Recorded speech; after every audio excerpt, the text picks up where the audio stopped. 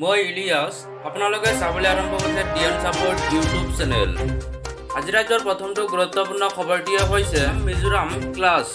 খণ্ডযুদ্ধৰ মাজতে দুই মুখ্যমন্ত্ৰীয়ে ইজনে সিজনক কৰিছিল এনে টুইট, কিন্তু নোলাল সমাধান। দৈৰ্ঘ্য দূৰত্বৰ আন্তঃৰাজ্যিক সীমা আছে যদিও সীমান্তৰ এই বিতৰ্কিত অংশটোত প্ৰায়ে সংঘাত হৈ আহিছে। অমিত শ্বাহে উত্তৰ পূবৰ সকলো মুখ্যমন্ত্ৰীৰ সৈতে আলোচনা কৰাৰ পিছতে আজি অসম মিজোৰামত সীমান্তত সংঘটিত উদ্বেগজনক সংঘৰ্ষই জোকাৰি গৈছে ৰাজ্যিকে ধৰি ৰাষ্ট্ৰীয় ৰাজনীতি। অসমৰ কাছাৰ জিলা আৰু মিজোৰামৰ কোলাশিব জিলাৰ সীমান্ত অঞ্চলৰ পৰা চৰকাৰী বাহনৰ ওপৰত গুলীচালনা আৰু আক্ৰমণত ইতিমধ্যে আৰক্ষী জোৱানকে ধৰি 6 গৰাকী লোক নিহত তথা বহুকেইগৰাকী আহত হৈছে।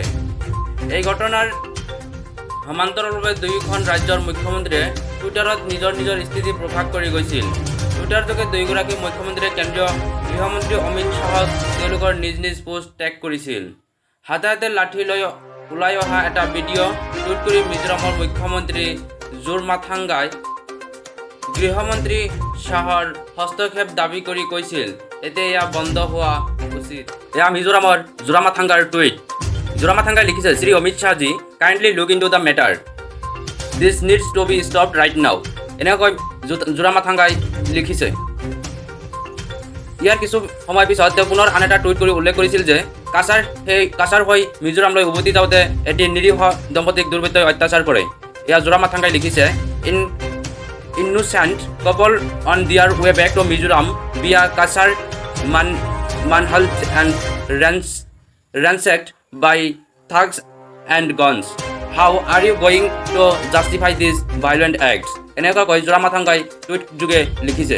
ইয়াৰ পিছত মুখ্যমন্ত্ৰী হিমন্ত বিশ্ব শৰ্মাই টুইট কৰি উল্লেখ কৰে, অনবল জোৰামাথাংগা CMG Kalashib Mizoram SP is asking us to withdraw from our post until then their civilians want to listen.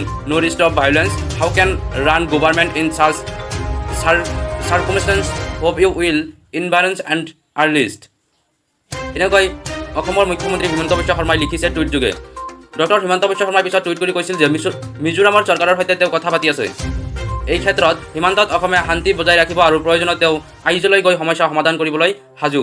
এনেকৈ হিমন্ত বিশ্ব শৰ্মাৰ টুইট যোগাও আৰু এটা টুইট লিখিছে। মুখ্যমন্ত্ৰী ডক্টৰ শৰ্মাৰ এটা টুইটৰ উত্তৰ জোৰামাথাংগাই দিছিল এইদৰে। এয়া জোৰামাথাংগাৰ টুইট। এনে ঘটনাৰ মাজতো সংঘৰ্ষ চলি থাকে সীমান্তত, যি পৰিস্থিতিৰ বাবে 6 গৰাকী লোক নিহত হ'বলগীয়া হয়। উল্লেখ্য, আইজল, কোলাশিব আৰু মানিত হৈছে মিজোৰামৰ 3খন জিলা, যাৰ ভিতৰত আছে অসমৰ কাছাৰ, হাইলাকান্দি আৰু কৰিমগঞ্জ জিলা। দৈৰ্ঘ্য দূৰত্বৰ আন্তঃৰাজ্যিক সীমা আছে যদিও সীমান্তৰ এই বিতৰ্কিত অংশটোত প্ৰায়ে সংঘাত হৈ আহিছে।